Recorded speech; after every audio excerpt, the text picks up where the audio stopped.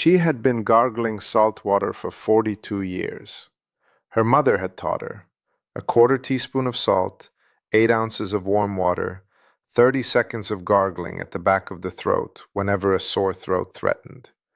She had taught her own children the same thing. It was not something she had read in a medical journal or heard from a physician.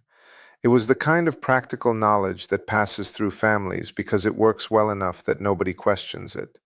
She came in for something unrelated, a routine visit, but she mentioned, while describing her general health habits, that she gargled salt water regularly, the way people mention that they take vitamin C or sleep with an extra pillow, a habit she was comfortable with, a habit she had never examined closely. What she did not know, and what I want to walk you through today, is that the way she had been gargling for 4 decades was delivering most of the benefit to the front third of her pharynx, and almost none of it to the region where the infections that sent her to this practice in the first place were actually taking hold.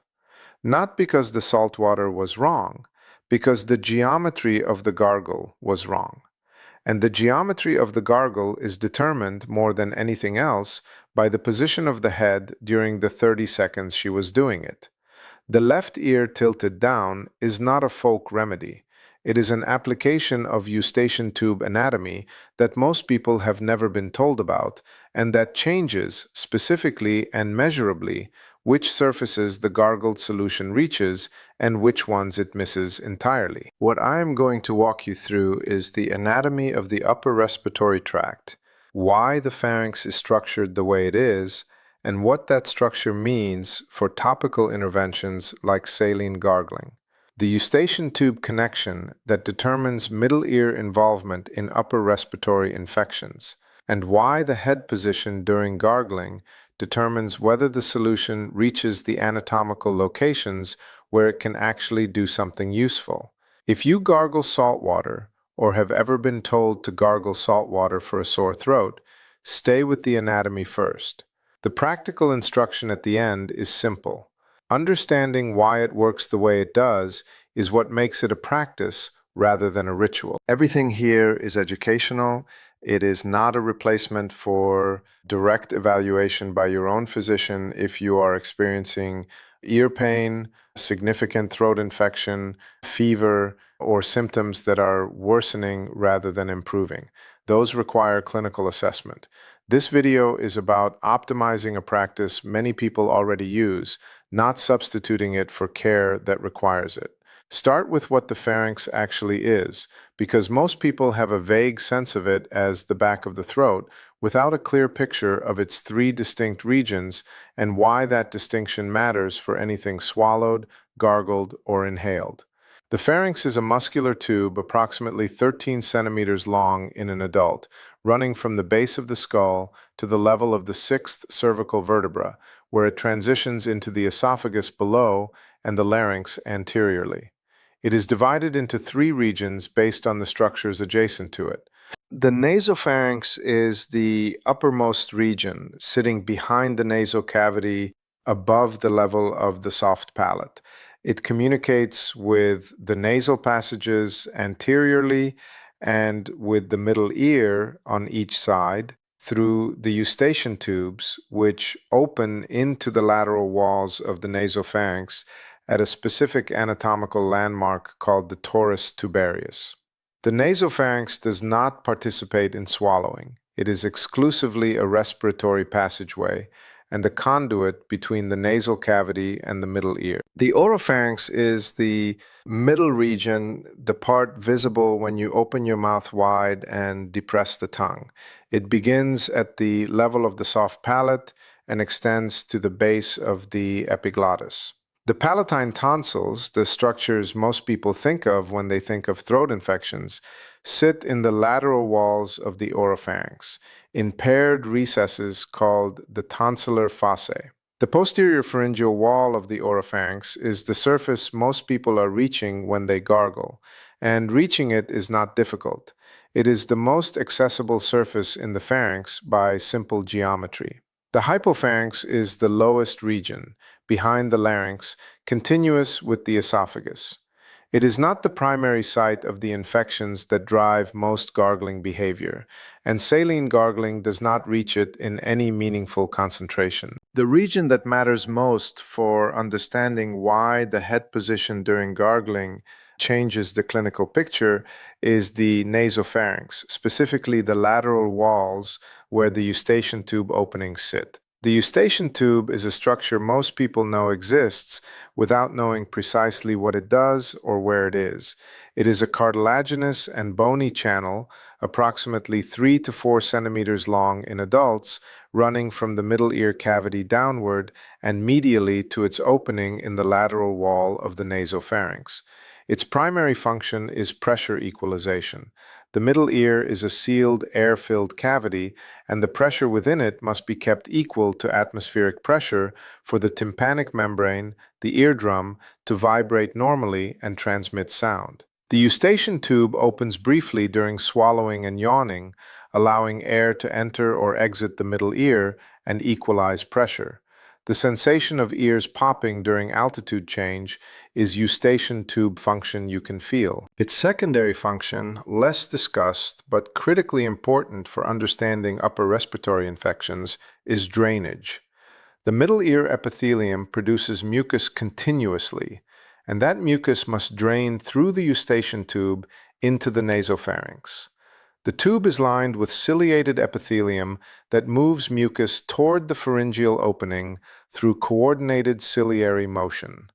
When that drainage pathway is obstructed, either by eustachian tube swelling during an upper respiratory infection or by dysfunction from chronic inflammation, mucus accumulates in the middle ear, creating the conditions for otitis media, middle ear infection. Otitis media is not a disease of the middle ear in isolation.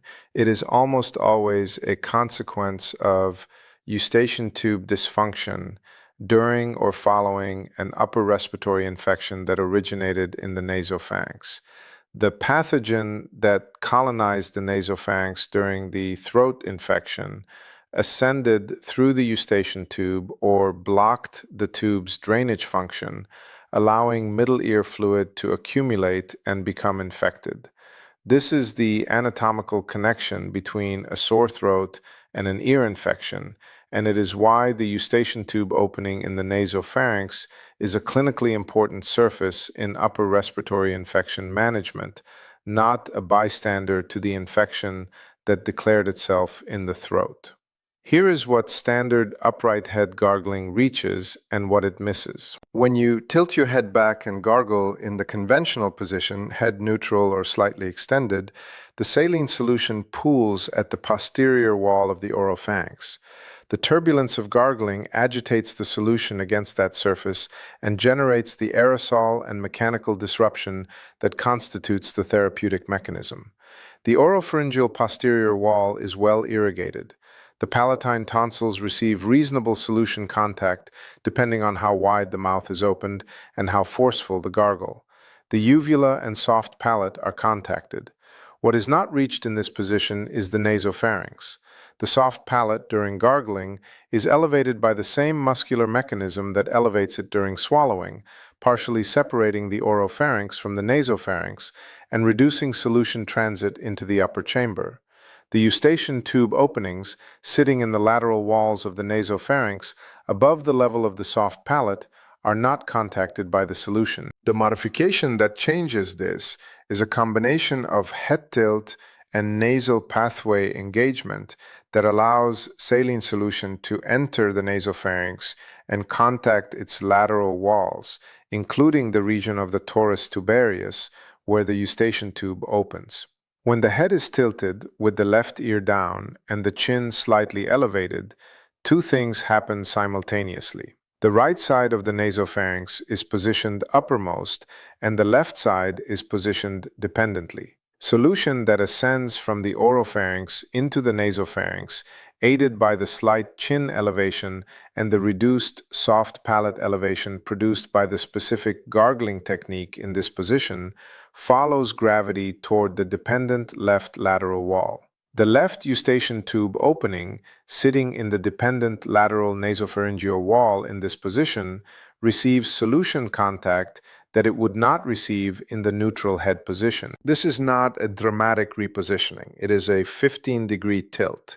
But the anatomy it accesses is anatomy that standard gargling geometry does not reach. You can feel the anatomical relationship yourself. Place your fingertip on the tragus of your left ear, the small cartilaginous flap at the entrance to the ear canal. Now tilt your head so your left ear moves toward your left shoulder.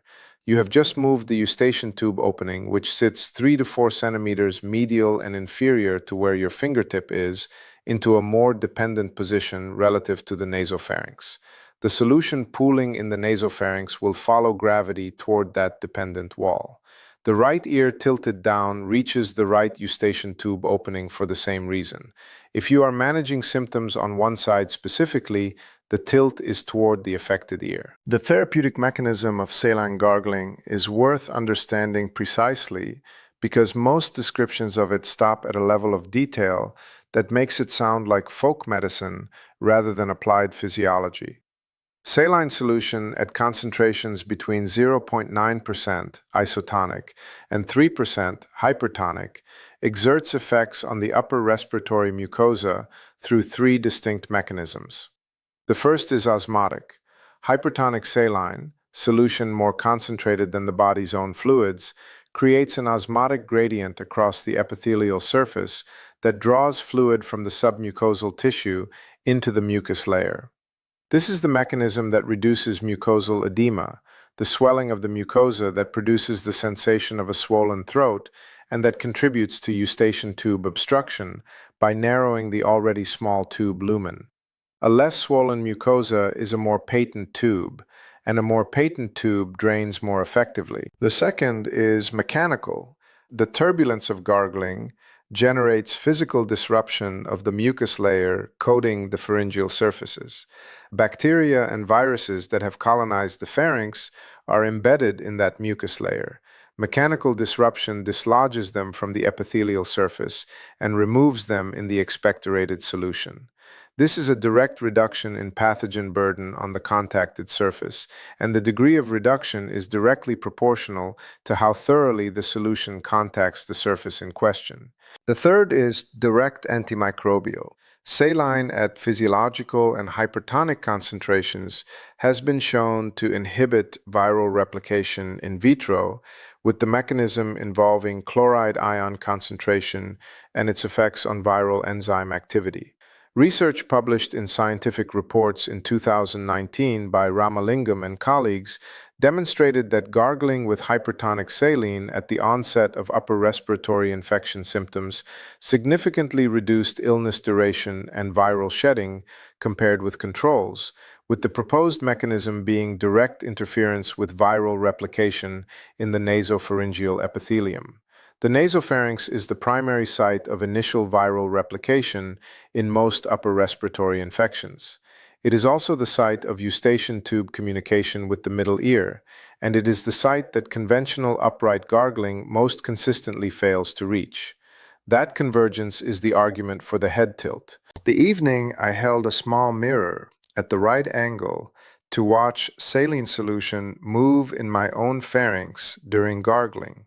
First in the standard upright position, and then with the left ear tilted down. The difference in where the solution traveled in those two positions was visible without any instrumentation beyond the mirror. In the upright position, the solution agitated against the posterior oropharyngeal wall and drained forward. With the left ear tilted down, a portion of the solution moved superiorly into the nasopharynx and tracked along the left lateral wall before draining. That is not a controlled clinical trial. It is one observation in one pharynx, but it is consistent with the anatomy, consistent with the physics of fluid movement under gravity, and consistent with the documented pattern of saline reaching the nasopharynx more effectively with modified head positioning, which has been examined in the context of nasal irrigation research, showing that head position during saline delivery determines the anatomical distribution of the solution. The practical application is specific enough to state precisely. Prepare saline solution at a concentration between isotonic, 1/4 teaspoon of non-iodized salt per 8 ounces of warm water, and mildly hypertonic, 1/2 teaspoon per 8 ounces. Iodized salt introduces iodine to the mucosal surface at concentrations that may be irritating with repeated use. Non-iodized or sea salt is preferable for repeated gargling. Take a mouthful of solution, approximately 30 milliliters. Tilt the head so the left ear moves toward the left shoulder, approximately 15 degrees. Elevate the chin slightly, not dramatically, perhaps 10 degrees above horizontal. This combination of lateral tilt and mild chin elevation positions the nasopharynx optimally relative to the solution pool in the oropharynx. Gargle with moderate force for 30 seconds. The gargling motion should be sustained rather than interrupted, producing continuous turbulence rather than repeated short bursts. The sound produced should be from the back of the throat, not from the cheeks or the front of the mouth, indicating the solution is engaging the posterior pharyngeal wall. Expectorate the solution. Do not swallow it. The mechanical disruption mechanism requires that the dislodged pathogens and debris leave the body with the expectorated solution. Repeat with the right ear tilted down for 30 seconds if you are managing bilateral symptoms or if you are using this as a preventive practice rather than in response to active symptoms. The bilateral sequence takes 60 seconds total and contacts both eustachian tube openings. The frequency supported by the research on saline gargling for upper respiratory infection is 2 to 4 times daily during active infection.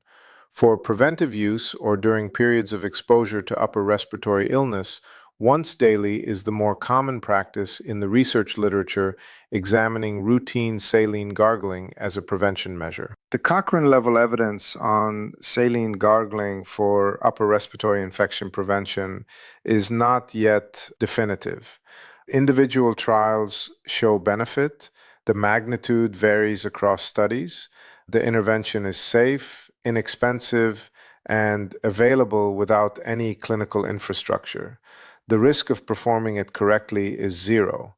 The risk of performing it in the geometry that misses the nasopharynx is that you receive less of the available benefit than the anatomy allows.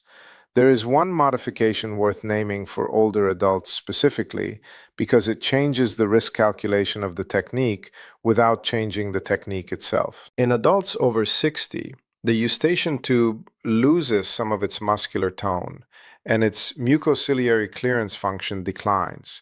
The cilia that should be moving mucus toward the pharyngeal opening of the tube become less coordinated and less effective. This means that the eustachian tube in an older adult drains more slowly and is more susceptible to obstruction than the same tube at 40.